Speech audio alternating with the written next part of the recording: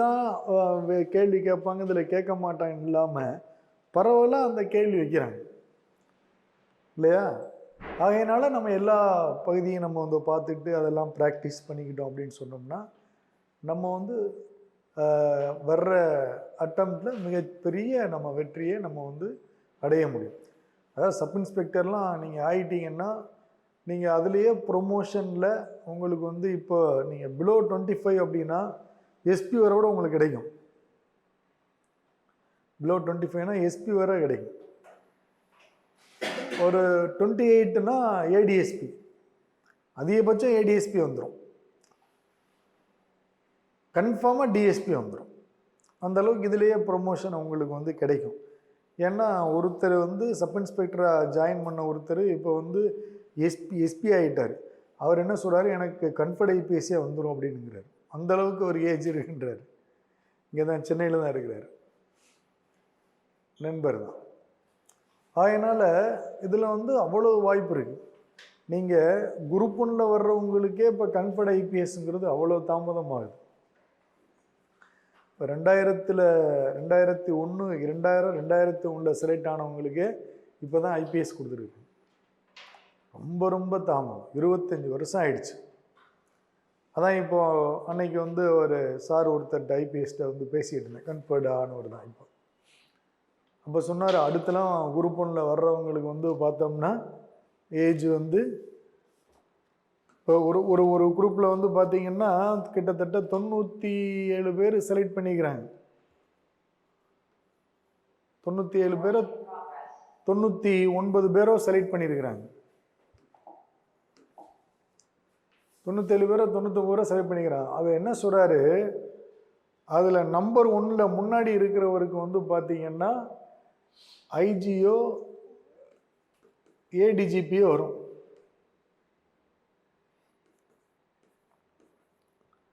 ஐஜிஆர் ADGP வரும் இல்லையா? Number 1ல் இருக்கிறவர். இந்த 99 இருக்கார்ல, இவர் எஸ்பியாகவே ரிட்டையர்ட் ஆயிடுவாருங்கிறார். ஒரே பேஜில் செலக்ட் ஆனவங்களுக்கு ஃபஸ்ட்டில் இருக்கிறவர் ஐஜியோ ஏடிஜிபியோ ஆகிடுவார், லாஸ்ட்டில் இருக்கிறவர் எஸ்பியாகவே ரிட்டையர்ட் ஆயிடுவார் அப்படிங்கிறார். அப்போ எவ்வளோ பெரிய ஒரு இது பாருங்கள். அப்போ நீங்கள் சப் இன்ஸ்பெக்டராக நீங்கள் செலக்ட் ஆகிறவங்க என்ன ஆகுறீங்க, எஸ்பியாகவே ஆகுது. அப்போ குரூப் 1ல் செலக்ட் ஆகி எஸ்பி ஆகிறவங்களுக்கும் உங்களுக்கு என்ன பெரிய வித்தியாசம் இருக்கும்? ஒன்றும் கிடையாது. என்ன நீங்கள் ஃபீல்டில் இருந்துட்டு அடுத்தடுத்த ப்ரொமோஷனில் போவீங்க. அவங்க ஒரு 10 வருஷம் அந்த மாதிரி 12 வருஷம் கழித்து, ஏன்னா ஒரு 12-13 வருஷம் ஆகுது, 14 வருஷம் ஆகுது எஸ்பி ஆகிறதுக்கு. இப்போ குரூப் 1ல் செலக்ட் ஆகி வர்றவங்களுக்கே வந்து ஒரு 14 இயர்ஸ், இப்போ 2012 பேட்சுக்கே இப்போ தான் எஸ்பி கொடுத்துருக்குறாங்க. அதனால் மினிமம் 12 வருஷம் ஆகுது எஸ்பி ஆகிறதுக்கு இல்லையா? அதனால் இதை நல்லா படிங்க. இதில் வேலை வாங்கினீங்கன்னா உங்களுக்கு நல்ல வாய்ப்பு இருக்குது. ஓகே, நம்ம ஏற்கனவே வந்து நாம் முகலாய பேரரசில் வந்து ஜஹாங்கீர் வர பார்த்தோம். ஜஹாங்கீர் வந்து கொஸ்டினுக்குள்ள பகுதி தான், நான் ஏற்கனவே சொல்லிட்டேன். ஏன்னா அக்பர் வந்து இந்தியாவை ரூல் பண்ணும் பொழுதே பிரிட்டிஷ் ஈஸ்ட் இந்தியா கம்பெனியை உருவாக்கிட்டாங்க. அக்பர் ரூல் பண்ணும்பொழுது, ஏன்னா பிரிட்டிஷ் ஈஸ்ட் இந்தியா கம்பெனி உருவாக்கப்பட்ட நாள் பார்த்தீங்கன்னா 31/12/1600, 31 அந்த வருடத்தினுடைய கடைசி நாள் 31/12/1600 பிரிட்டிஷ் ஈஸ்ட் இந்தியா கம்பெனி உருவாக்குறாங்க. ஆனால் இவங்க உருவாக்குறதுக்கு முன்னாடியே போர்ச்சுகீஸ் வந்து இந்தியாவுக்கு வந்துட்டு, அதெல்லாம் அடுத்து பார்க்க போகிறோம், அட்வென்ட் ஆஃப் போர்ச்சுகீஸ் அப்படின்னு சொல்லிட்டு. 1498 போர்ச்சுகீஸ் வந்து இந்தியா வந்துட்டான், வாஸ்கோ ட காமா. ஸோ இவங்கெல்லாம் ஏன் வந்தாங்க அப்படிங்கிற காரணம் வந்து பின்னாடி நம்ம பார்ப்போம். அதனால் 1498 அப்படிங்கிறது கிட்டத்தட்ட டெல்லி சுல்தான்ஸ் வந்து ஆட்சியில் இருந்த காலம். குறிப்பாக வந்து சையத் இருக்கிறாங்க, இவங்க லோடிஸ் இருக்கிறாங்க. இப்போ குறிப்பாக லோடியிலையும் கூட இப்போ சிக்கந்தர் லோடி இருக்கிறார் அப்படின்னு கூட நம்ம வச்சுக்கலாம் 1498. ஸோ இந்த மாதிரி தான் நம்ம வந்து சில விஷயங்களை அப்படியே ஒன்றோட ஒன்று கோஆர்டினேட் பண்ணி வச்சுக்கிறோம். ஸோ சிக்கந்தர் லோடி, அந்த லோடி வம்சம் ஆட்சி புரியும் பொழுது தான் அப்படியே ஒரு கொஸ்டின் கேட்குறாங்கன்னு வச்சுங்க. போர்ச்சுகீசியர்கள் முதலாக இந்தியாவிற்கு வந்த பொழுது இந்தியாவை ஆண்ட மன்னர் வம்சம் எது, அரச வம்சம் எது அப்படின்னு கேட்டா டெல்லி சுல்தான் இருந்துச்சுன்னா டெல்லி சுல்தான், லோடின்னு இருந்துச்சுன்னா லோடி இல்லையா? ஆனா பிரிட்டிஷ் ஈஸ்ட் இந்தியா கம்பெனி வந்து உருவாக்கப்பட்ட பொழுது இந்தியாவை ஆண்ட ஆட்சியாளர் யாரு? அக்பர். முகலாயர்கள் அக்பர். ஏன் அக்பர்? அக்பர் வந்து 1556 இருந்து 1605 வரை ரூல் பண்றார். அதனால 1600ங்கிறது அக்பருடைய காலம். ஆனா கொஸ்டின் எங்க கேட்கிறாங்க? ஜஹாங்கீர்கிட்ட. ஏன்? ஜஹாங்கீர் அரசவைக்கு முதலாக வருகை புரிந்த வந்து ஆங்கிலேயர் யாரு அப்படின்னு கேட்டா 1608 நாம் பார்த்தோம், கேப்டன் ஹாவ்கின்ஸ் அப்படின்னு பார்த்தோம். அதே ஜஹாங்கீர் அவைக்கு வருகை புரிந்த ஆங்கிலேய அரசினுடைய தூதர் யார் அப்படின்னா தாமஸ் ரோன்னு பார்த்தோம்.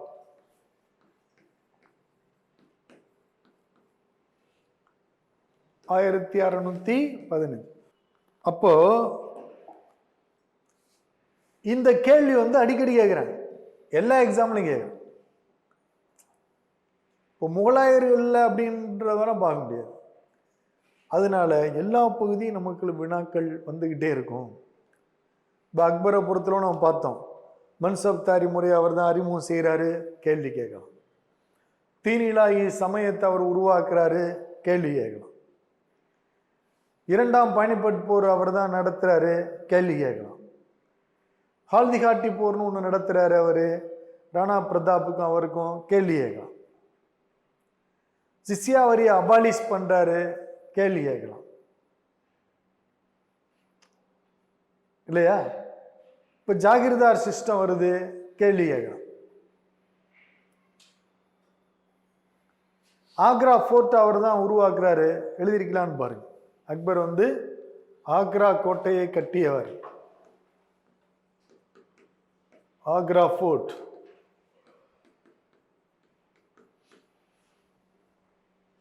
கேள்வி கேட்கலாம். எப்படி வந்து ஆக்ரா நகரை நிர்மாணித்தவர் சிக்கந்தர் லோடியோ, ஆக்ரா கோட்டையை கட்டியவர் அக்பர். அக்பர் ஒரு நகரை உருவாக்குவார், பதேபூர் சிக்ரி அப்படின்னு ஒரு நகர்.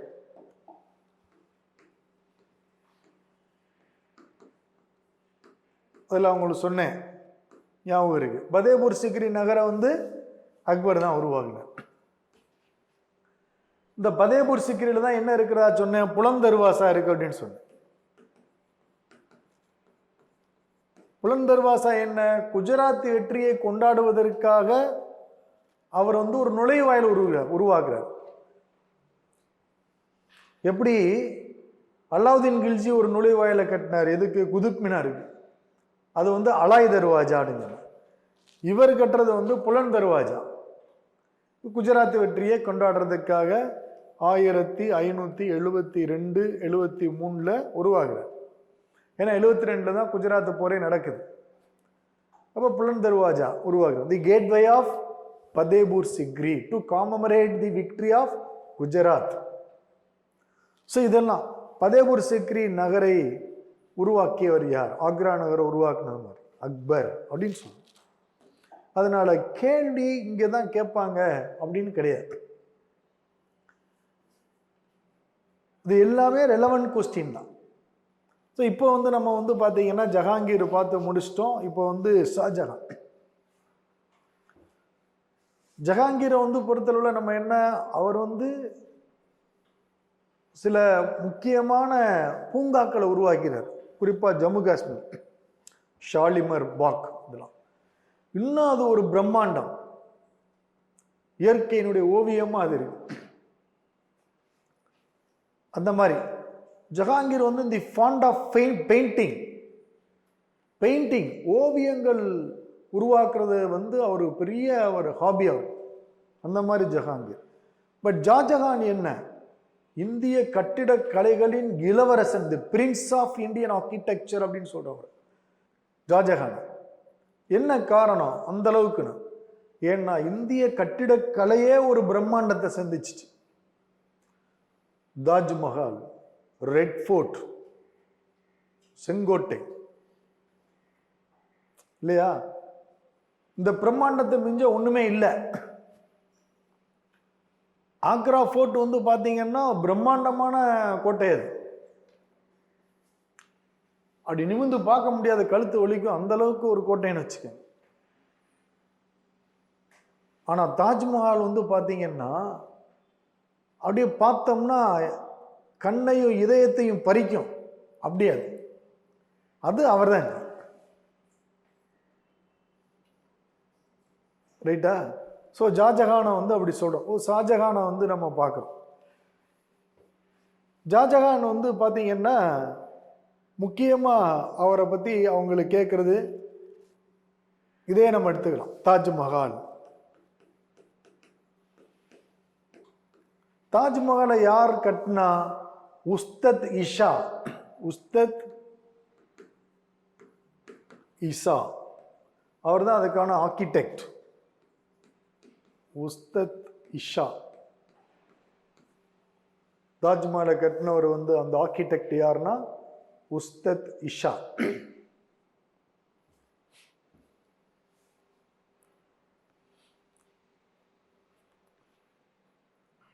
ஷாஜஹான் கட்டின இன்னும் ஒரு முக்கியமானது வந்து பார்த்தீங்கன்னா ரெட் ஃபோர்ட், செங்கோட்டை, டெல்லி. தாஜ்மஹால் ஆக்ரா, செங்கோட்டை வந்து டெல்லி.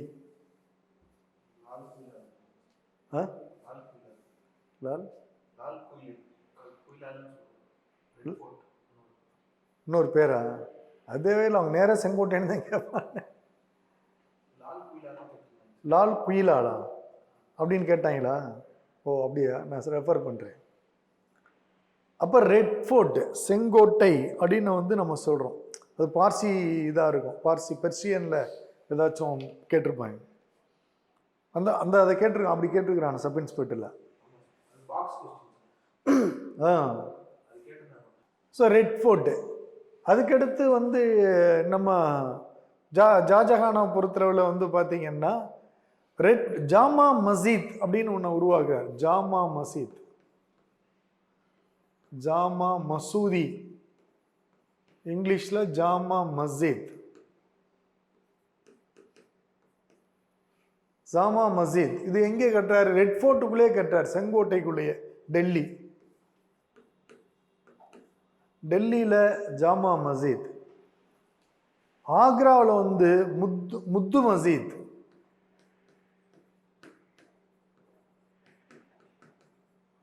முத்து மசூதி ஆக்ரா. இதுவும் ஷாஜஹான் கட்டினதான். டெல்லியில ஜாமா மஸ்ஜித், ஆக்ராவில் முத்து மஸ்ஜித், முத்து மசூதி.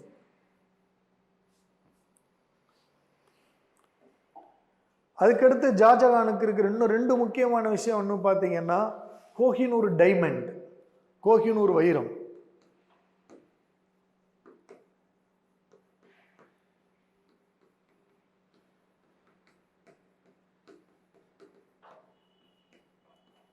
கோஹினூர் டைமண்ட், கோஹினூர் வைரம். கோஹினூர் வைரம்னா உலகின் ஒளி அப்படின்னு அர்த்தம்.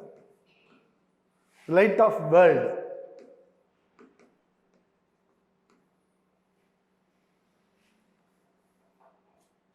இதை வருதான் ஷாஜஹான் காலத்தில் தான் உருவாக்கப்படுது. அதுக்கடுத்து ஷாஜஹான் காலத்தில் உருவாக்கப்படுற இன்னொரு முக்கியமாக பார்த்தீங்கன்னா பீகாக் த்ரோன்.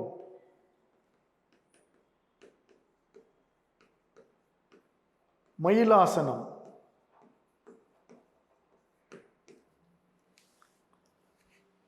ஷாஜஹான் இந்த மாதிரி எண்ணற்ற பிரம்மாண்டங்களை வந்து ஷாஜஹான் உருவாக்குறார். அதாவது ஆர்கிடெக்சருக்காகவே தன்னை வந்து அர்ப்பணிச்சுக்கிட்டார் ஷாஜஹான். அதனால இந்திய கட்டிடக்கலைகளின் இளவரசன் அப்படின்னு சொல்லப்படுற, அது உங்களுக்கு தெரியும், தி பிரின்ஸ் ஆஃப் இந்தியன் ஆர்கிடெக்சர் அப்படின்னு சொல்றோம்.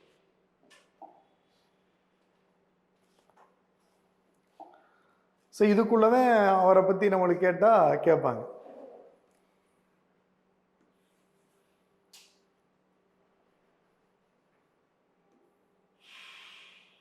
அதுக்கடுத்து நாம் வந்து அவுரங்கசீப்புக்கு வர்றோம்.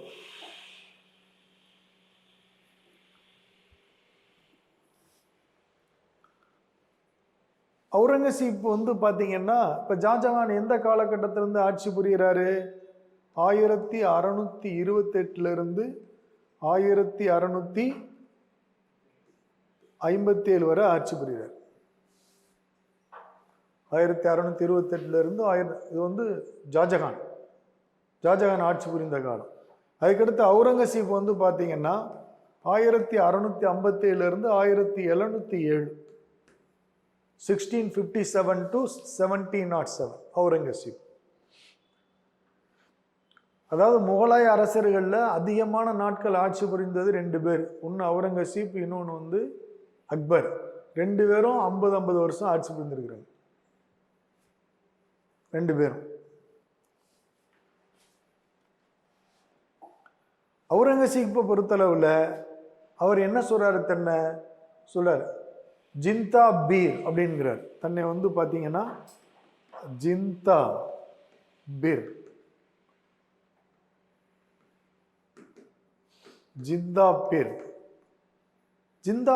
அப்படின்னு சொன்னா என்னன்னா தி லிவிங் சைண்ட், வாழும் துறவி அப்படின்னு அர்த்தம். வாழும் துறவி, லிவிங் சைண்ட்.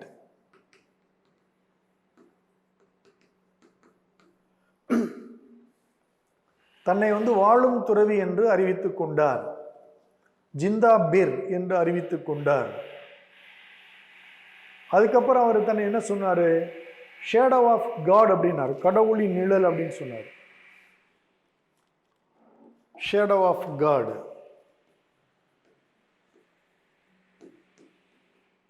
கடவுளின் நிழல் என்று அறிவித்துக் கொண்டார்.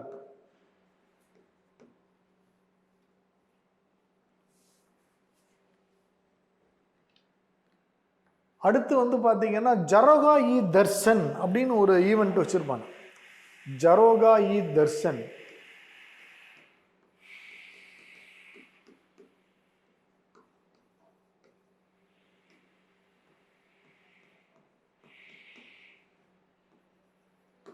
இந்த ஜரோகா இ தர்சன் அப்படிங்கிறத இன்ட்ரோடியூஸ் பண்ணவர் வந்து பார்த்தீங்கன்னா Akbar.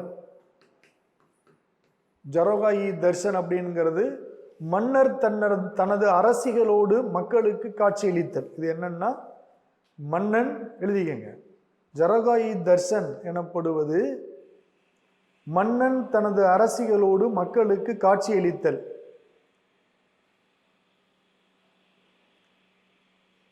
The ruler and the queens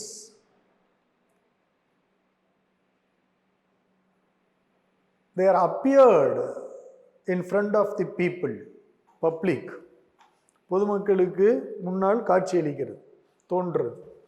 அதுதான் வந்து ஜரோகா இ தர்சன்ங்கிறது. அவுரங்கசீப் வந்து அபாலிஷ்டு ஜரோகா இ தர்சன். அவுரங்கசீப் இந்த முறை எல்லாரும் ஃபாலோ பண்றாங்க. ஜஹாங்கீர் ஃபாலோ பண்றாரு, ஷாஜகான் ஃபாலோ பண்றாரு. அவுரங்கசீப் வந்து இதை அபாலிஷ் பண்றார். அவுரங்கசீப் இதனை ரத்து செய்தார். அதுக்கடுத்து என்ன செய்யறாரு?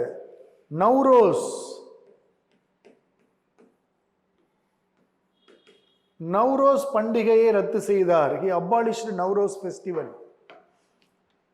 நவ்ரோஸ் பண்டிகை யார் அறிமுகம் செஞ்சா? பால்பன் இன்ட்ரோடியூஸ் பண்றான். He abolished Navroz festival. Navroz என்னும் பண்டிகையை ரத்து செய்தார். Aurangzeb was the Veena player. இந்திய வரலாற்றிலேயே வீணை வாசித்த மன்னர்கள் 2 பேர். ஒருத்தர் அவுரங்கசீப், இன்னொருத்தர் வந்து சமுத்திரகுப்தன். Aurangzeb was a good veena player. நல்ல வீணை கலைஞர் அவர். ஜிஸ்யா வரியை மீண்டும் விதித்தார். He reimposed ஜிஸ்யா. ஜிஸ்யா வரி யார் இன்ட்ரோடியூஸ் பண்ணா? ஃபெரஷா துக்ளக். யார் அபாலிஷ் பண்ணா? அக்பர். திருப்பி இவர் வந்து மறுபடியும் விதிக்கிறார். He reimposed ஜிஸ்யா. ஜிஸ்யா வரியை மீண்டும் விதித்தார். ஜிஸ்யா வரியை பத்தி ஏற்கனவே நான் உங்களுக்கு கொஸ்டின் கேட்டேன். போல் டாக்ஸ், இந்த டாக்ஸ் ஆன் நான் முஸ்லிம்ஸ் அப்படின்னு வந்து நம்ம வந்து சொல்லியிருக்கிறோம் ஏற்கனவே. இவர் வந்து இஸ்லாமியர்களுக்கான ஒரு கோட் ஆஃப் லா ஒன்றை உருவாக்குனார். ஃபத்வா-இ ஆலம்கிரி. ஃபத்வா-இ ஆலம்கிரி.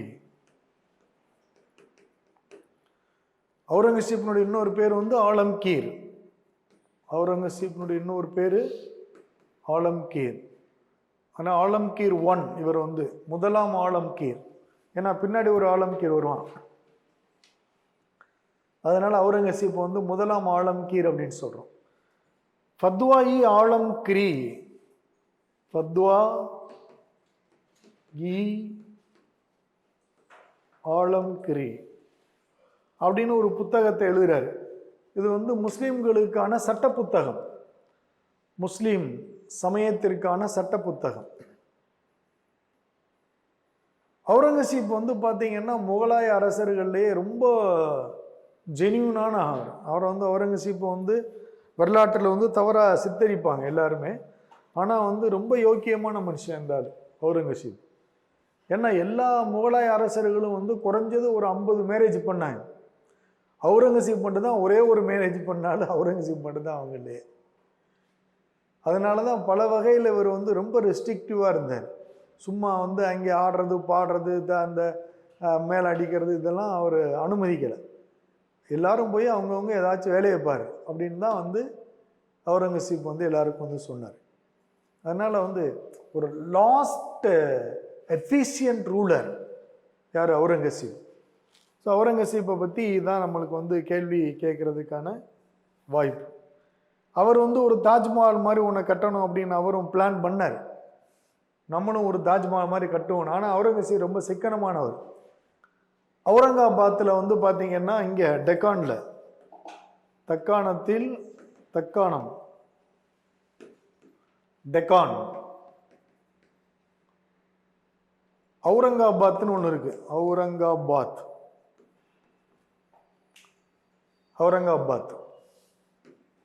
அது ஒரு உருவாக்கின நகரம் தான் அவுரங்காபாத். இங்கே வந்து ஒரு தாஜ்மஹால் கட்டணும்னு பிளான் பண்ணார். ஆனால் அந்த தாஜ்மஹாலை வந்து லைம் ஸ்டோனில் கட்டினார், சுண்ணாம்பில். Limestone. He tried to build the Taj Mahal in limestone. ஒரு தாஜ்மஹாலை சுண்ணாம்பு கல்லில் கட்டுவதற்கு அது வந்து பளிங்குக்கல் ஒயிட் மார்பிளில் கட்டினான். சுண்ணாம்பில் கட்டி வச்சா அப்படி இருக்கும், தான் தாஜ்மஹால். அதுக்கு வித்தியாசம் இல்லையா? டிஃப்ரெண்ட் இருக்கும். பட் அது ஃபெயிலியர் ஆயிடுச்சு. இருந்தாலும் இருக்குது, அது வந்துட்டு அவுரங்காபாத்தில் இருக்குது. லைம்ஸ்டோனில் அவர் கட்டினது. ஸோ அவுரங்கசீப்பை பொறுத்தளவில் இவ்வளோ தான் நம்மளுக்கு வந்து கேள்வி கேட்கக்கூடிய விஷயம், அவ்வளோதான். அதனால் நாம் வந்து முகலாய அரசை வந்து நம்ம முடிவு கொண்டு வந்துட்டோம்.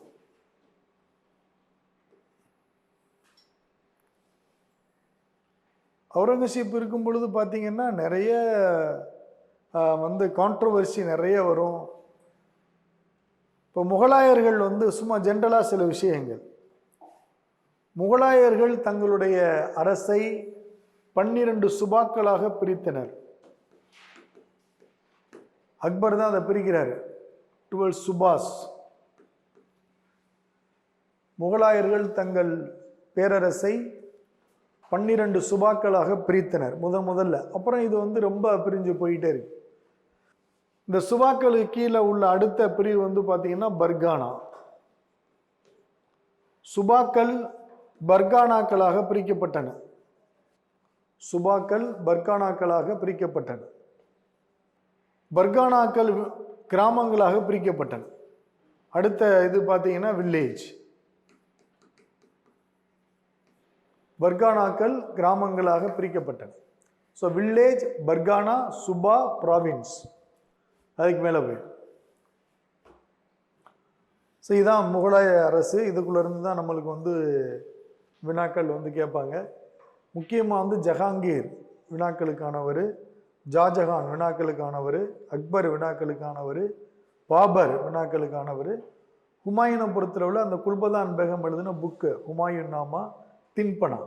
ஷெர்ஷாவை பொறுத்தளவில் அக்பரின் முன்னோடி, அந்த கொஸ்டின். ஷெர்ஷா. அக்பரை பொறுத்தவரை நிறைய வினாக்கள் இருக்கு. சிக்கந்தர் லோடி ஆக்ரா, அந்த மாதிரி வச்சுக்கணும். அலாவுதீன் கில்ஜி சந்தை சீர்திருத்தம். பால்பன் வந்து பார்த்தீங்கன்னா அந்த மிலிட்ரி டிபார்ட்மெண்ட். அதுக்கப்புறம் வந்து இவர் இல்துட்மிஷ் பார்த்தீங்கன்னா செங்கிஸ்கான் படையெடுப்பு, யார் ரூலர். அது மாதிரி இன்னொன்று சொல்லிக்கிறேன்னா தைமூர் படையெடுப்பின் போது யார் இருந்தான்னு சொல்லியிருப்பேன் பாருங்க. டெல்லி சுல்தானில் 1398 தைமூர், இன்வேஷன் ஆஃப் தைமூர், மங்கோல், நசுருதீன் முகம்மதுன்னு சொல்லிக்கிறேன்னா ஓகே. இப்படி ஒன்னொன்னும் எதெல்லாம் வினாக்களுக்கான பகுதி அப்படிங்கிறத தெளிவாக நம்ம வச்சுக்கலாம். அங்கிருந்தா நம்மளுக்கு கொஸ்டின் வரும். ஓகே, இப்போ வந்து நாம விஜயநகர் பாமினி அந்த பகுதி பார்க்கிறோம். அதே மீடியல் இந்தியாவில் வந்து பார்த்தீங்கன்னா நான்கு எம்பையர்ஸ் தான் இருக்கு. ஒன்று வந்து டெல்லி சுல்தான், இன்னொன்று வந்து முகல்ஸ். சவுத்தன் சைடில் வந்து பார்த்தீங்கன்னா டெக்கானில் வந்து பாமினி, சவுதர்ன் சைடில் விஜயநகர். இதுதான் இந்தியா. இப்போ ஏன்ஷியன் இந்தியாவில் பார்த்தீங்கன்னா சிந்து சமவெளி, வேதகாலம், மகாஜனபதங்கள், மௌரியர்கள், பிந்தைய மௌரியர்கள், குப்தர்கள், பிந்தைய குப்தர்கள், அப்படி நிறைய போயிட்டு இருக்கும். ஆனால் இங்கே வந்து பார்த்தீங்கன்னா டெல்லி சுல்தான், முகலாயர்கள் ரெண்டு தான் மேஜர். பாமினி வந்து கொஞ்சம் சின்ன ஒரு டைனாஸ்டி தான். விஜயநகர் சவுத் இந்தியாவை பெருசாக கவர் பண்ணியிருப்பாங்க. தி அன்ஃபர்காட்டன் எம்பையர் அப்படின்னு சொல்லுவாங்க. அதை வந்துட்டு மறக்கப்பட்ட பேரரசு அப்படின்னு சொல்லிட்டு. So Vijayanagara empire.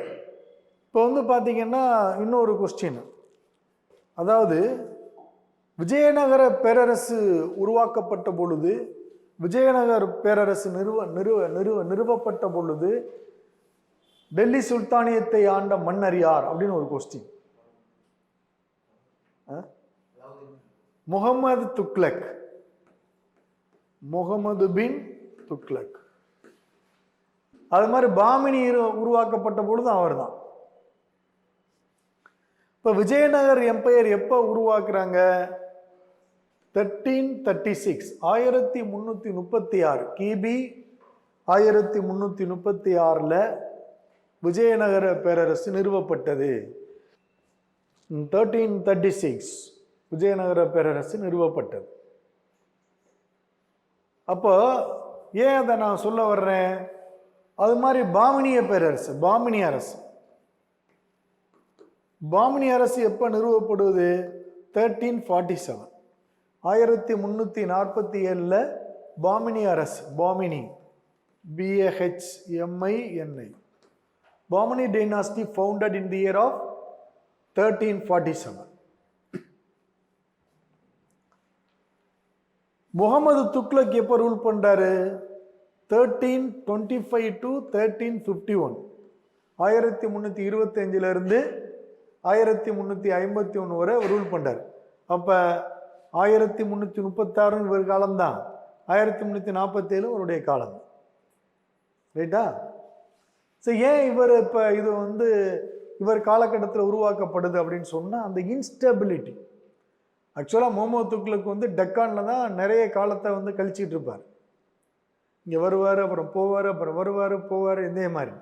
அதனால் இங்கே வந்து ஒரு இன்ஸ்டாபிலிட்டி வந்துருச்சு. உடனே இங்கே ஒரு பெரிய 2 டைனாஸ்டி வந்து உருவாகுது. விஜயநகர பேரரசை வந்து உருவாக்கினவங்க 1336 விஜயநகர பேரரசு உருவாக்கினவங்க ஹரிஹரா அண்ட் புக்கா, ஹரிஹரர் மற்றும் புக்கா, புக்கர், ஹரிஹரா அண்ட் புக்கா, இவங்க தான் விஜயநகர அரசை உருவாக்குற 2 பேரும் பிரதர்ஸ். இவங்களை வந்து சங்கமா சகோதரர்கள் அப்படிங்கிறது, சங்கம சகோதரர்கள். ஏன்னா விஜயநகர அரசு வந்து பாத்தீங்கன்னா எப்படி டெல்லி சுல்தானுக்குள்ள slave dynasty, Khilji dynasty, Tughlaq, Sayyid, Lodi அப்படின்னு 5 டைனாஸ்டி பார்த்தோமோ, அது மாதிரி விஜயநகர அரசுக்குள்ள 4 டைனாஸ்டி இருக்கு. ஒன்று வந்து சங்கம வம்ச அரசு, ஒன்று வந்து சங்கமா. ரெண்டாவது அரசு வந்து பார்த்தீங்கன்னா சலுவ அரசு, சலுவ வம்ச அரசு சலுவா. மூன்றாவது வந்து பார்த்தீங்கன்னா துளுவ வம்ச அரசு. நான்காவது பார்த்தீங்கன்னா ஆரவீடு வம்ச அரசு. இப்படி 4 டைனாஸ்டி நோட் பண்ணணும், எழுதிக்கிட்டே இருக்கணும், எதையும் விட. ஃபர்ஸ்ட் டைனாஸ்டி வந்து பார்த்தீங்கன்னா சங்கம வம்ச அரசு, இரண்டாவது டைனாஸ்டி வந்து சலுவ வம்ச அரசு, மூன்றாவது வந்து துளுவ வம்சம், நான்காவது ஆரவீடு வம்சம். அப்போ இந்த விஜயநகர அரசை உருவாக்குனது இவர்தான். இப்போ வந்து இதையே ஒரு கிரனாலஜிக்கல்ல கேட்கலாம். விஜயநகர அரசில் ஆட்சி புரிந்த வம்சங்களின் சரியான காலவரிசையை தேர்க அப்படின்னு கேட்பாங்க. சங்கமா, சலுவா, துளுவா, ஆரவீடு. ஸோ ஹரிஹரர் மற்றும் புக்கர் தான் இதை வந்து நிறுவுறாங்க. இதை நிறுவுறதுக்கு யார் வந்து துணை புரிகிறா? இவங்க எங்கே இருந்தாங்க? இவங்க வந்து பார்த்தீங்கன்னா காக்காத்தியா டைனாஸ்டி, காகாத்திய வம்ச அரசில் சோல்ஜரா இருக்கிறாங்க. அந்த 2 பேரும், Harihara and Bukka was working as a soldiers in Kakatiya dynasty. ஹரிஹரர் மற்றும் புக்கர் எனப்படுகின்ற சங்கம சகோதரர்கள் காக்காத்திய வம்ச அரசுல வந்து போர் வீரர்களாக பணியாற்றினார். அதுல இருந்து பிரிஞ்சு வந்துதான் இந்த அரசை வந்து நிறைய இப்படியே ஒரு கொஸ்டின் வந்து நம்மளுக்கு கேட்கலாம். ஹரிஹரர் மற்றும் புக்கர் எந்த அரசில் போர் வீரர்களாக பணியாற்றினார்கள் அப்படின்னு கேட்டா காக்காத்திய வம்சம். இப்ப விஜயநகர அரசை வந்து இவங்க உருவாக்குறாங்க. விஜயநகர அரசை உருவாக்குறதுக்கு யாரு துணை புரிகிறா? வித்யாரண்யர்.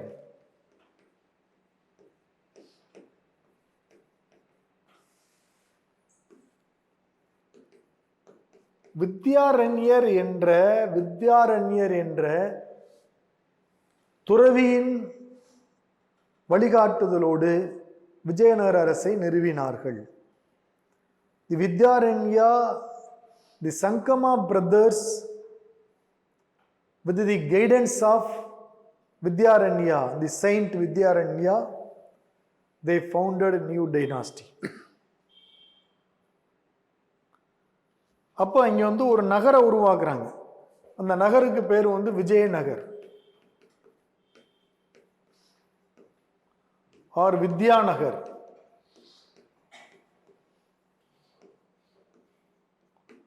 அவர் உருவாக்குற நகருக்கு பேரு விஜயநகர், தமிழ்ல விஜயநகர் அல்லது வித்யாநகர்.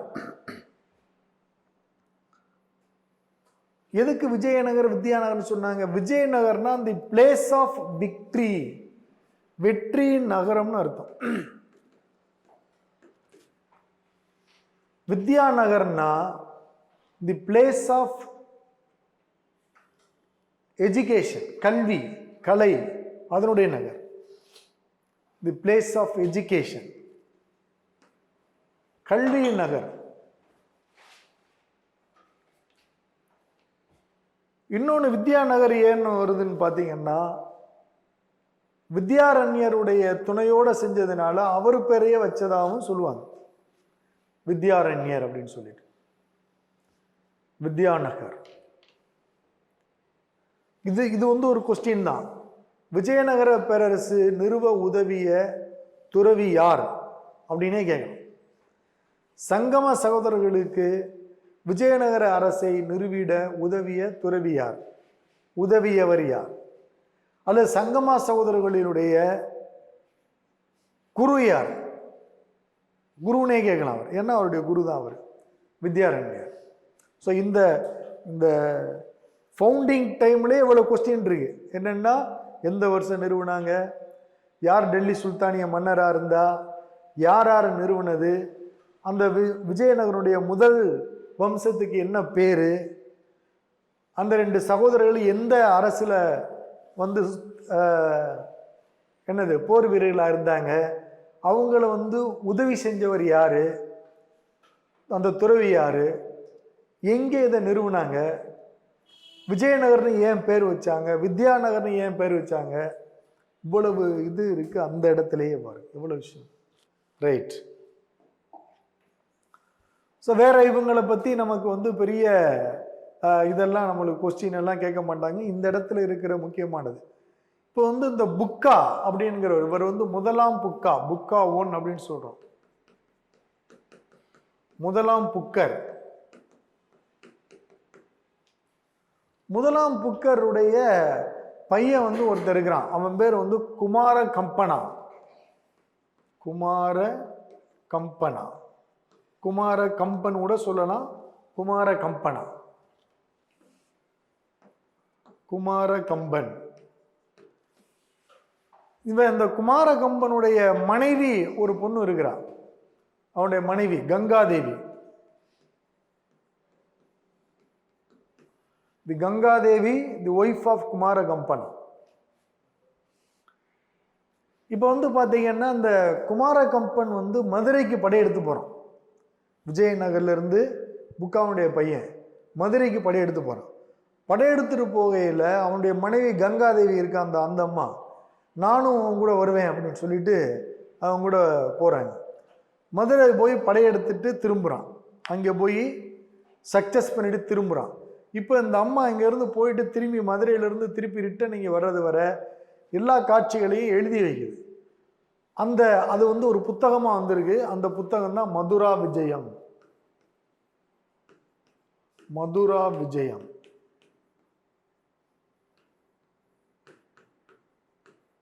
இதெல்லாம் question. Madhura Vijayam written by Gangadevi, the wife of Kumara Kampana. அவ்வளவுதான் விஷயம். அது வந்து மதுரையினுடைய படையெடுப்பை பத்தி அந்த அம்மா எழுதியிருக்கிறாங்க அப்படிங்கிற.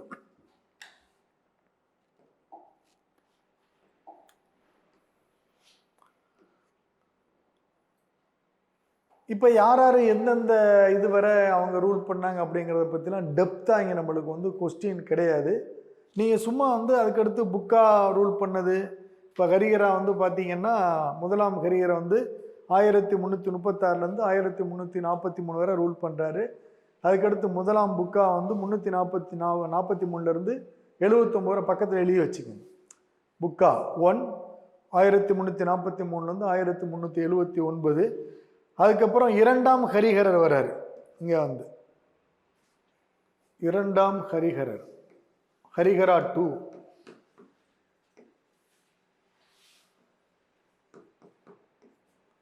அவர் வந்து பார்த்தீங்கன்னா 1379 1399 வரை ரூல் பண்ணுறாரு.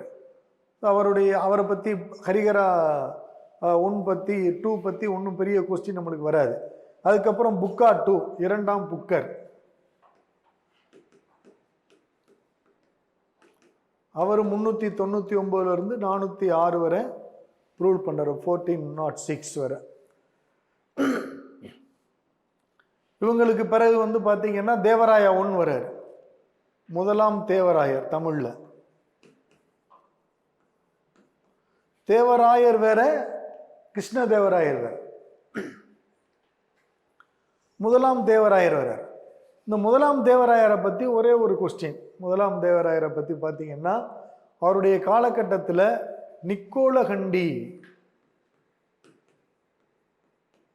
நிக்கோலகண்டி அப்படிங்கிற ஒரு இத்தாலிய பயணி வர்றார். இத்தாலிய பயணி, தி டிராவலர் ஆஃப் இத்தாலி. நிக்கோலகண்டி என்ற இத்தாலிய பயணி முதலாம் தேவராயருடைய அவைக்கு வருகை புரிந்தார். அது மட்டும்தான் அவருக்கு. அதுக்கடுத்து நான் சொல்ல போறது ரொம்ப ரொம்ப முக்கியமான கொஸ்டின். இது வந்து ஏன்னா அது அடிக்கடி கேட்கறது. அதுக்கடுத்து இரண்டாம் தேவராயர் ரூல் பண்றாரு. இரண்டாம் தேவராயர் வந்து பார்த்தீங்கன்னா 1419 1444 வரை ரூல் பண்றாரு இரண்டாம் தேவராயர். இந்த இரண்டாம் தேவராயரை பத்தி நமக்கு ஒரு கொஸ்டின் வந்து கேட்பாங்க. அதாவது என்னன்னா, அப்துல் ரஷாக் அப்படின்னு ஒரு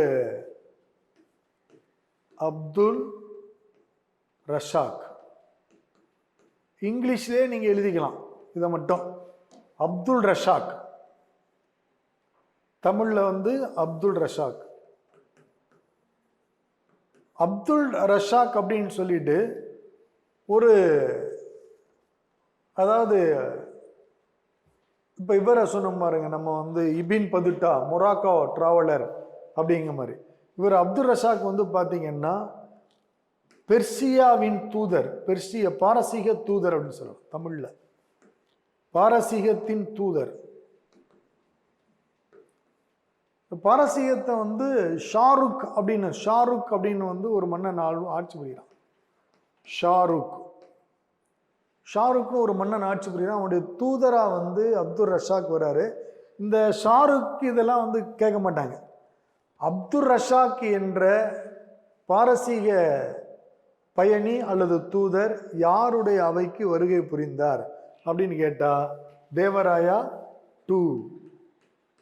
தேவராயா 2வையும் நீங்க எழுதி வச்சுக்கிறேன்னா தேவராயா 2ன்னு 2, அப்துல் ரஷாக்ல 2 இசட் இருக்கும், அதுக்கு தான் இங்கிலீஷ்ல எழுத சொன்னேன்.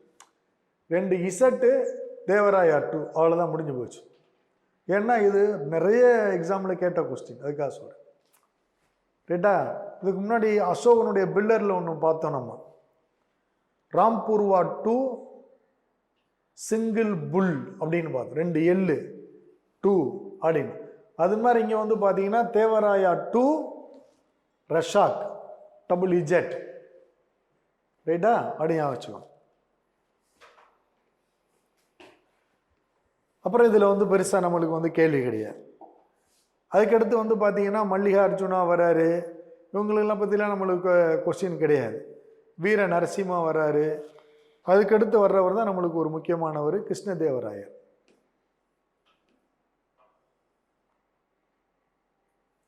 கிருஷ்ணதேவராயா வர்றாரு.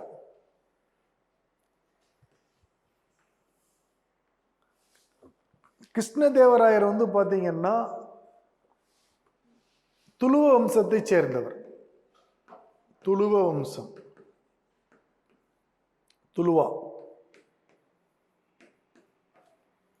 வம்சத்தை சேர்ந்தவர் கிருஷ்ணதேவராயர். 1509 1529 வரை ரூல் பண்றார்.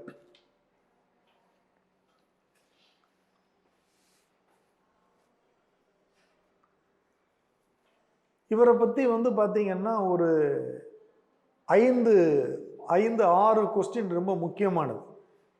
ஏன்னா இவர் வந்து ஒரு புத்தகம் எழுதுறார் தெலுங்குல, அமுக்த மால்யதா. அமுக்த மால்யதா, தமிழ்ல அமுக்த மால்யதா.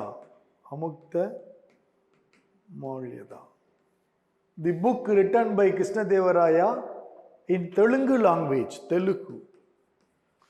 தெலுங்கு லாங்குவேஜ். அமுக்த மால்யதா அப்படிங்கிறது யாருடைய கதை? ஆண்டாள் கதை. ஆண்டாள் கதை. அரசியலை பத்தியும் அவர் எழுதுறாரு. அமுக்த மால்யதா, பெரிய ஸ்காலர் அவர். அதுக்கடுத்து இன்னொரு புத்தகம் எழுதுறாரு கிருஷ்ணதேவராயர். அது பாத்தீங்கன்னா ஜாம்பவதி கல்யாணம்.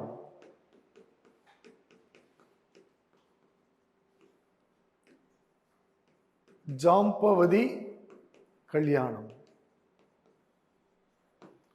இதை வந்து சமஸ்கிருதத்தில் எழுதுறாரு, சான்ஸ்கிரிட்.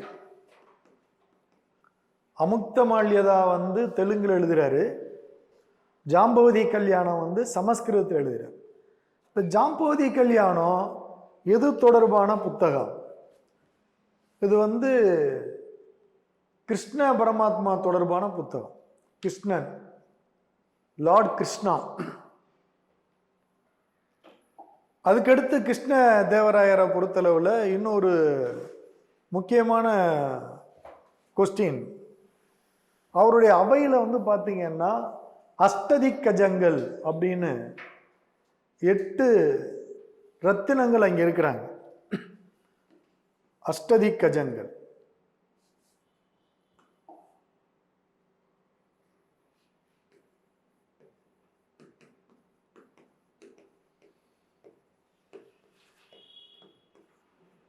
எட்டு அறிஞர். இந்த 8 அறிஞர்கள்ல தெனாலிராமன் ஒருத்தன், உங்களுக்கு தெரியும் தெனாலிராமன் கதை. அதாவது சந்திரகுப்தன் 2 அவையில் ஒரு 9 பேர் இருப்பாங்க, அவங்க நவரத்னாஸ். இங்க இருக்கிறவங்க வந்து பாத்தீங்கன்னா அஷ்டதிக்கஜங்கள்.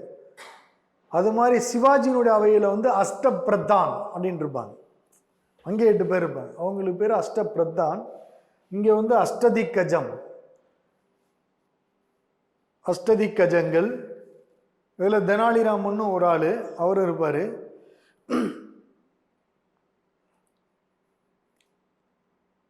இதுவும் கிருஷ்ணதேவராயரில் வந்து முக்கியமானது. யாருடைய அவையில் வந்து அஷ்டதிக்கஜங்கள் வந்து இடம்பெற்றிருந்தார்கள் அப்படின்னே நமக்கு வந்து அந்த கொஸ்டின் கேட்கலாம். அதுக்கப்புறம் கிருஷ்ணதேவராயர் காலத்தில் வந்து பார்த்தீங்கன்னா டொமிங்கோ பயஸ், டொமிங்கோ பயஸ் என்ற போர்ச்சுகீசிய பயணி, டொமிங்கோ பயஸ் என்ற போர்ச்சுகீசிய பயணி இவரது அவைக்கு வருகை புரிந்தார். டொமிங்கோ பயஸ் என்ற போர்ச்சுகீசிய பயணி இவரது அவைக்கு வருகை புரிந்தார். அடுத்து பர்போசா. பர்போசா என்ற வெளிநாட்டு பயணி இவருடைய அவைக்கு வருகை புரிந்தார். பர்போசா. இந்த விஜயநகர அரசர்களுக்குள்ளேயே போர்ச்சுகீசியர்களோடு அதிகம் தொடர்பில் இருந்தவர் இவர் தான். அதே ஒரு முறை கேட்டுக்கிறாங்க ஒரு கொஸ்டின், கிருஷ்ணதேவராயர் எந்த கிழக்கிந்திய கம்பெனியர்களோடு அதிகமாக தொடர்பில் இருந்தார் அப்படின்னு. போர்ச்சுகீசியர்களோடு அதிகம் தொடர்பில் இருந்த விஜயநகர பேரரசர் யார் அப்படின்னு. ஏன்னா அவங்கள்ட்ட இருந்து நிறைய ஹார்சஸ் வாங்கினார் இவர். யாரு? கிருஷ்ணதேவராயர். ஸோ இதெல்லாம் நமக்கு இவருக்கு 2 பட்டப்பேர் இருக்கு. அவர் வந்து நம்ம அவர் கிருஷ்ணதேவராயருக்கு யவன ராஜ்ய ஸ்தாபனாச்சாரியா, யவன ராஜ்ய ஸ்தாபனாச்சாரியா.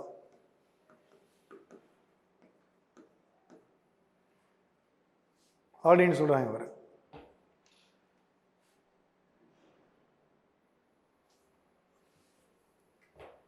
ஆந்திர போஜா, ஆந்திர போஜா, யவன ராஜ்ய ஸ்தாபனாச்சாரியா, ஆந்திர போஜா, அபினவ் போஜா, அபினவ போஜா, ஆந்திர பிதாமகா, ஆந்திர பிதாமகர். இதெல்லாம் அவருடைய பட்டப்பேர். இவர்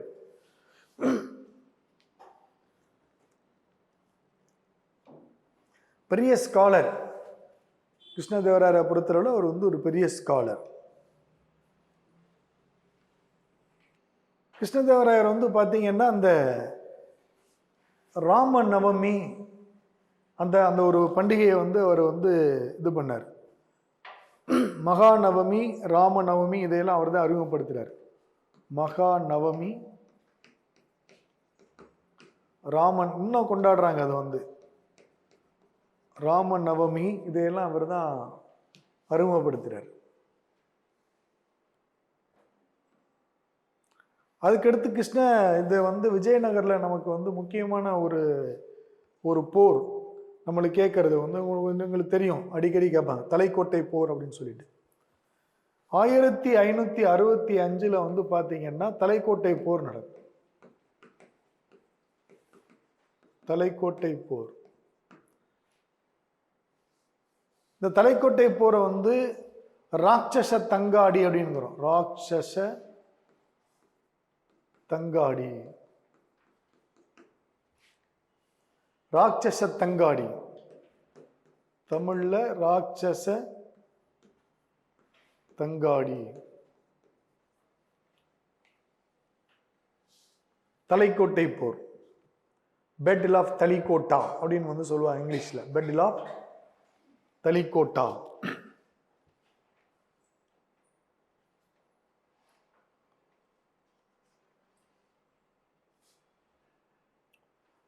அதுக்கு இன்னொரு பேர் இருக்கு, பானிகட்டி. பானிகட்டி போர், பேட்டில் ஆஃப் பானிகட்டி.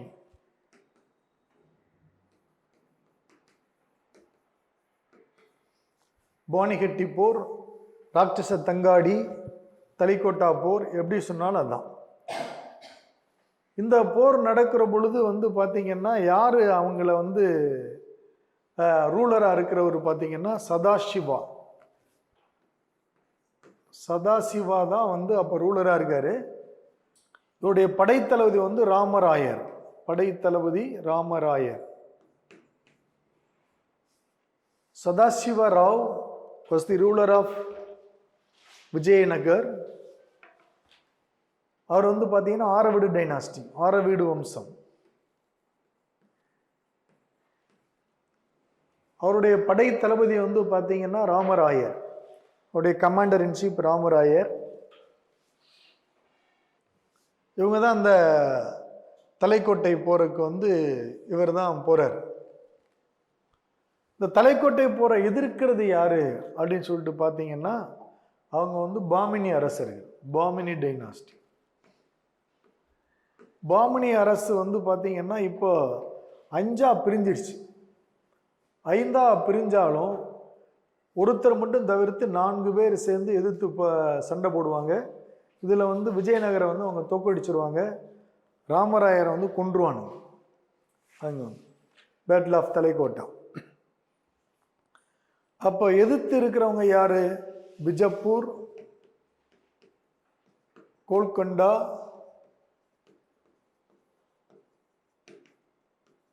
பிதார், அகமது நகர். பிஜப்பூர், கோல்கொண்டா, பிதார், அகமது நகர் 4 பாமினி அரசுகளும் எதிர்த்து போர் புரியுது. இதுல யார் இருக்க மாட்டாங்கன்னா பீரார் இருக்க மாட்டான். பீரார்னு ஒன்று இருப்பான். பீரார். அந்த 5 பேர்ல இந்த பீரார் மட்டும் இருக்க மாட்டான். மிச்சம் 4 பேர் இருப்பாங்க.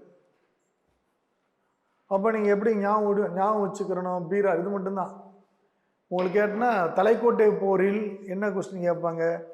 தலைக்கோட்டை போரில் வந்து இடம்பெறாத பாமினி அரசு எது அப்படின்னு கேட்டான்.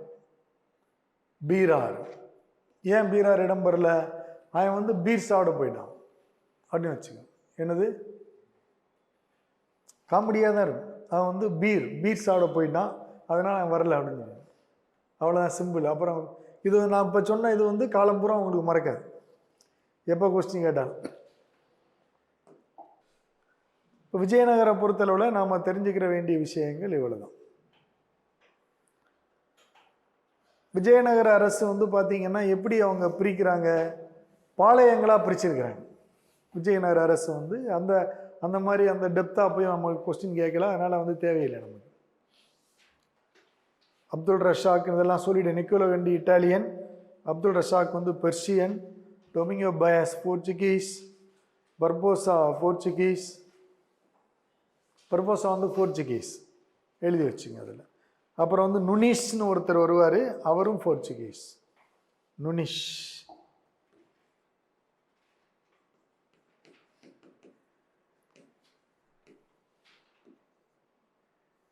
நுனிஷ்னு ஒரு பையன், போர்ச்சுகீசிய பையன் வர்றாரு. இபின் பதுட்டா வருவார். இபின் பதுட்டா யாருடைய இதுக்கு வர்றாரு பாரு? இபின் பதுட்டா ஏற்கனவே இபின் பதுட்டா அவனை வந்து பார்த்துருக்குறோம் நம்ம வந்து. ஹரிஹரா 1.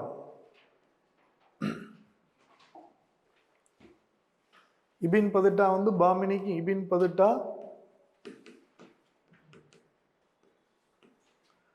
பதுட்டா வந்து முதலாம் ஹரிஹரர் அவைக்கு வர்றார். முதலாம் ஹரிஹரர். இபின் பதுட்டா எங்கே வந்தார்? முதல்ல டெல்லி சுல்தான்ல முகமது துக்ளக் வந்தார். ஆனால் அதே இபின் பதுட்டா வந்து பார்த்தீங்கன்னா விஜயநகருக்கு வர்றார், பாமினிக்கும் போவார். அப்புறம் முகமது துக்ளக் என்ன செய்வார்? அவருடைய அம்பாஸ்டரா சைனாவுக்கு அனுப்புவார். இப்படிலாம் இப்படி சுற்றிட்டு வந்தால் இபின் பதுட்டா என்ன புத்தகம் எழுதினார்? ஏற்கனவே நம்ம கொஸ்டின் கேட்டோம். ரெஹ்லா வந்து பார்த்தீங்கன்னா தி டிராவல் அக்கௌண்ட்ஸ் ஆஃப் இபின் பதுட்டா அப்படின்னு வந்து சொல்லியிருக்கோம். ரைட்டா? பாமினியை பொறுத்தளவு நம்மளுக்கு வந்து பெருசாக நம்மளுக்கு கொஸ்டின் கேட்கறது இல்லை. பாமினி நிறுவப்பட்ட ஆண்டு பார்த்தீங்கன்னா 1347 ஏற்கனவே நான் சொல்லிட்டேன். 1347 பாமினி. யார் நிறுவனா? அலாவுதீன் பஹ்மன் ஷா. அலாவுதீன் பஹ்மன் ஷா இவர்தான் நிறுவனர். அலாவுதீன் பஹ்மன் ஷா. தமிழில் வந்து அலாவுதீன் பஹ்மன் ஷா, அவர் தான் நிறுவனர். ஸோ இங்கே வந்து நம்மளுக்கு பெருசாக நமக்கு வந்து அவங்கள பற்றி பாமினியை பற்றி விஜயநகரை பற்றியே கொஸ்டின் வந்து பார்த்தீங்கன்னா அந்த தலைக்கோட்டை போர் இந்த மாதிரி சில விஷயங்கள் தான் நம்மளுக்கு வந்து கேட்பாங்க. இங்கே வந்து ஒருத்தர் இருக்கிறான், ஒரு ரொம்ப எஃபிஷியண்ட்டான ஒரு ஆள் இருப்பான். அவன் வந்து பார்த்தீங்கன்னா முகமது கவான் அப்படின்னு வந்து அவனை சொல்லுவாங்க. அவன் வந்து ஒரு மதர்சா வந்து உருவாக்கும். நீ தனியாக நீங்கள் எழுதி வச்சுக்கலாம். ஒன்று இந்த இருக்காங்க பாமினி அரசில் வந்து முகமது கவான் என்று ஒரு படைத்தளபதி இருப்பான். முகமது கவான் ஒரு படைத்தளபதி, ரொம்ப எஃபிஷியன்ட். அவன் வந்து ஹுமாயூன் ஷாட்ட இருப்பான். ஹுமாயூன் ஷா தேவையில்லை, முகமது கவான் ஒரு படைத்தளபதி.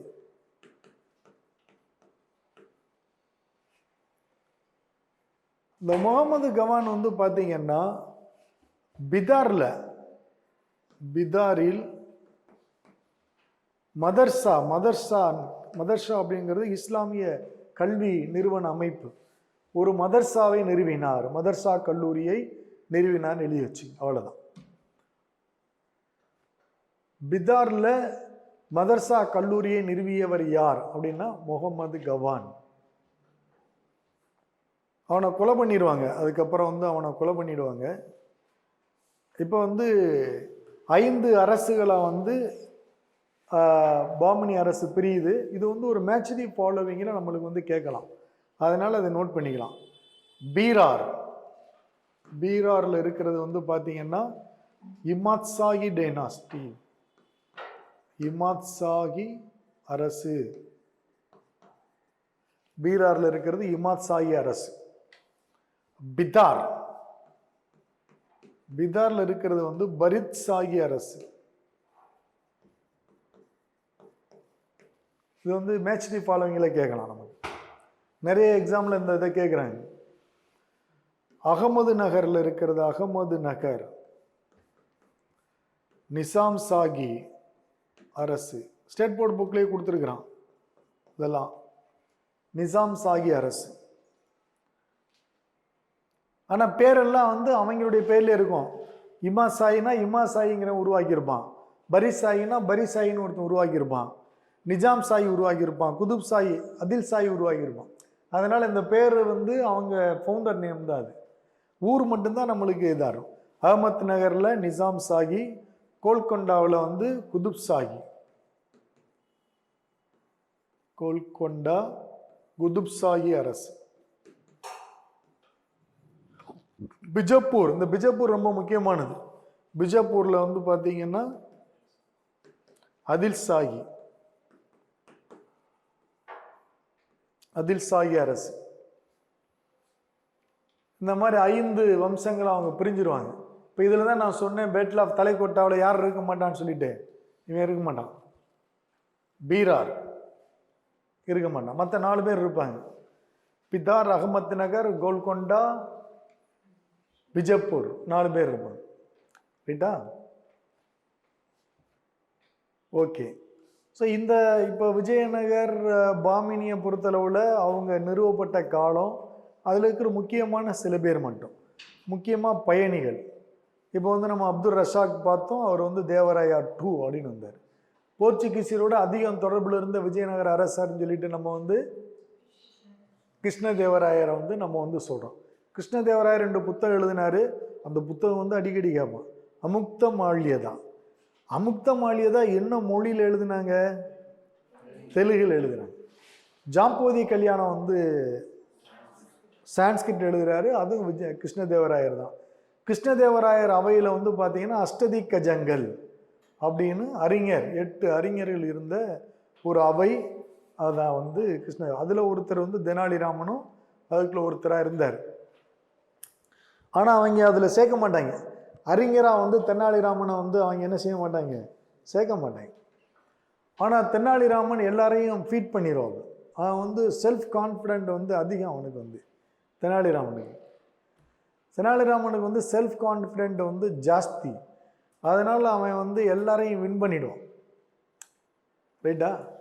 ஸோ தெனாலிராமன் மாதிரி ஒரு பெரிய அறிவாளியை பார்க்க முடியாது. மதியூகி, ப்ரெசன்ஸ் ஆஃப் மைண்ட், அது அஷ்டதிக்கஜங்கள்.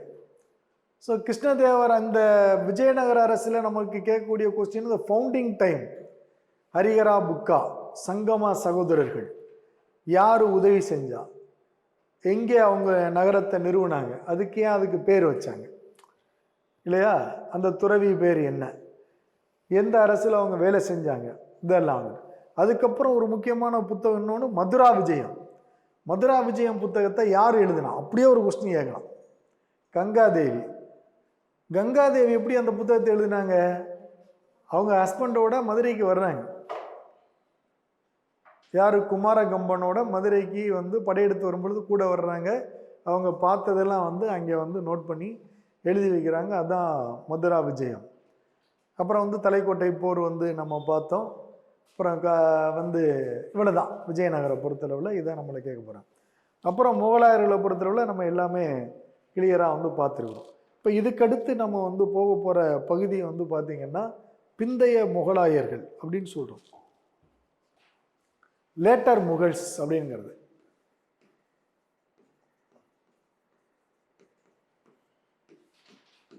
பிந்தைய முகலாயர்கள். ஏன்னா இப்போ இதை பொறுத்தளவில் நம்ம மீடிவல் இந்தியா வந்து முடிச்சிட்டோம். மீடிவல் இந்தியா வந்து பார்த்திங்கன்னா மீடிவல் இந்தியா முடிகிறதும் மாடர்ன் இந்தியா தொடங்குறதும் டெத் ஆஃப் அவுரங்கசீப் தான். The death of Aurangzeb, the end point of medieval India and the beginning point of modern India. அதுதான் மாடர்ன் இந்தியா தொடக்கமும் அவர் மரணம் தான், இடைக்கால இந்தியா முடிவும் அவருடைய மரணம் தான். ஸோ லேட்டர் முகல்ஸ் வந்து பார்த்தீங்கன்னா 1707 1862 வரை இவங்களுடைய காலம். பிந்தைய மோலாருடைய காலம் வந்து பார்த்தீங்கன்னா 1707 to 1862. இந்த பிந்தைய மோலாயர்கள் காலம் வந்து எங்கன்னா முதலாம் பகதூர் ஷாவில் தொடங்கி இரண்டாம் பகதூர் ஷாவில் முடியும். இரண்டாம் பகதூர் ஷா ஸ்டார்டிங் பாயிண்ட் என்ன? பிந்தைய முகலாயர்களுக்கு வந்து பகதூர் ஷா 1, என் பாயிண்ட்டு பகதூர் ஷா 2. எப்படி வந்து இப்படித்தான் நம்ம வரலாற்றை வந்து அழகாக வச்சுக்கிறோம். முதலாம் பகதூர் ஷாவில் தொடங்கி இரண்டாம் பகதூர் ஷாவில் முடிஞ்சு போயிடும். ஸோ இதுக்கு வந்து அவ்வளோ இம்பார்ட்டன்ஸ் வந்து இதுக்குள்ளே இருக்கா அப்படின்னா இருக்குது. ஏன்னா இங்கே தான் நிறைய போர்கள் நடக்கும். 3 கர்நாடக போர்கள் இங்கே தான் நடக்கும். பிளாசி போர் இங்கே தான் நடக்கும். பக்சார் போர் இங்கே தான் நடக்கும் இல்லையா? எல்லாத்துலேயும் இவங்க இருப்பாங்க, பிந்தைய மோலார் இருப்பாங்க. இவங்களுடைய இன்எஃபிஷியன்சி தான் இந்தியாவில் கிழக்கிந்திய கம்பெனிகள் வந்து பெரிய ஆதிக்கம் செலுத்துறதுக்கு காரணமாக இருக்கும் இல்லையா? அவுரங்கசீப் பின்னாடி வந்த இவங்கள் தான் காரணமாக இருக்கும். இந்த காலகட்டத்தில் எங்கே நம்மளுக்கு கொஸ்டின் கேட்பாங்க அப்படின்னு, கர்னூல், பேட்டில் ஆஃப் கர்னூல் கேட்பாங்க. 3வது பானிபட் போர் கேட்பாங்க. 3ஆம் பானிபட் போர் இருக்கு. அதுக்கப்புறம் பிளாசி போர், 3 கர்நாடக போர், வந்தவாசி போர். வந்தவாசி வீரர்னு ஒருத்தர் இருக்கிறார். யார் அவரு? எல்லாமே இந்த இடத்துல தான். வந்தவாசி வீரர் யாரு? என்னையா ராம்குமார்? சர் அயர்கூட் அப்படின்னு சொல்லுவோம். வந்தவாசி வீரர் யாரு? Sir Eyre Coote. அதெல்லாம் இந்த காலகட்டம் தான். ஸோ இங்கேருந்து ஏதோ ஒரு கொஸ்டின் இந்த பகுதியில் இவங்களை பற்றி டைரக்டாக கேட்கணுன்னா கூட இங்கே பின்புலமாக இருக்கிறவங்கள பற்றி நம்மளுக்கு கொஸ்டின் கேட்டு தான் ஆகுறாங்க. ஸோ இவங்களை நம்ம படித்தா தான் நம்ம மாடர்ன் இந்தியாவே நம்மளுக்கு புரியும். ஏன் மாடர்ன் இந்தியா வந்துச்சு, எதுக்கு பிரிட்டிஷ்காரங்க வந்தான், எப்படி நம்மளை அவன் ரூல் பண்ண தொடங்கினான். அவன் சாதாரணமாக British East India company is a trading company. Not only British East India company, all East India companies, Portuguese, Dutch, Danish, French, English, 5 East India company இருக்கு. All East India companies are the trading companies. But later British East India company convert as a ruling company. How? ஏன் அவனால் ஒரு ஆட்சியாளராக மாற முடிஞ்சது, என்ன காரணம் அப்படின்னு பார்த்தோம்னா இந்த பிந்தைய முகலாயர்களுடைய இன்எஃபிஷியன்சி, அவருடைய திறமையின்மை தான் அந்த நிலைக்கு. ஏன்னா லாஸ்ட் எஃபிஷியன்ட் ரூலர் அவுரங்கசீப்னு சொன்னோம். அவர் போனதுக்கப்புறம் இவன் பூரா ரொம்ப மோசமாயிட்டான். ஆகையினால இவங்களுடைய டாமினேஷன் வந்துச்சு. ஸோ நம்ம அடுத்த வகுப்பில் அட்வென்ட் ஆஃப் யூரோப்பியன்ஸில் இருந்து அப்புறம் பிந்தைய முகலாயர்களை போயிட்டு அப்படியே மாடர்ன் இந்தியாவுக்குள்ளே ஓடிடும். ரைட்டா? அடுத்த வகுப்பில் சந்திப்போம்.